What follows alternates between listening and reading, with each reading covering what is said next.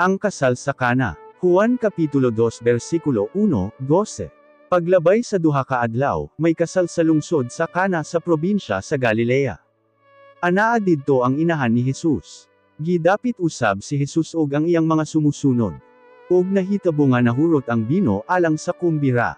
Busa mingon ang inahan ni Jesus kanya, nahutdan sila og bino. Mitubag si Jesus, ayaw ako sultihikon unsa ang angay kong buhaton. Wala pa moabot ang akong panahon. Giingnan sa inahan ni Jesus ang mga sulugon, buhatan ninyo ang bisan unsa nga iyang isugo. May tulumanon ang mga Hudyo nga manghugas sa dili pa mokaon.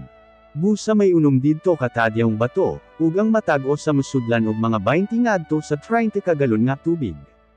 Mingon si Jesus sa mga sulugon, punan ninyo og tubig ang mga tadyaw. Busa gipuno nila kini.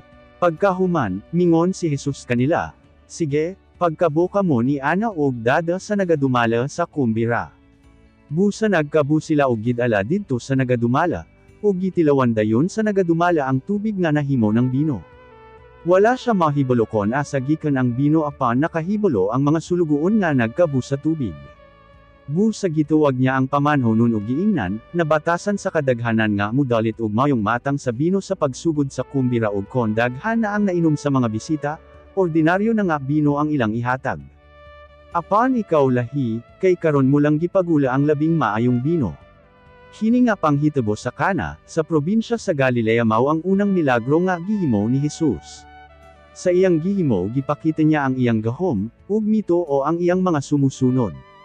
Human sa kasal, miadto sa Capernaum si Jesus kauban ang iyang inahan, mga igsuon nga lalaki, ug mga sumusunod, ug nagpabilan sila didto sa pipila ka adlaw.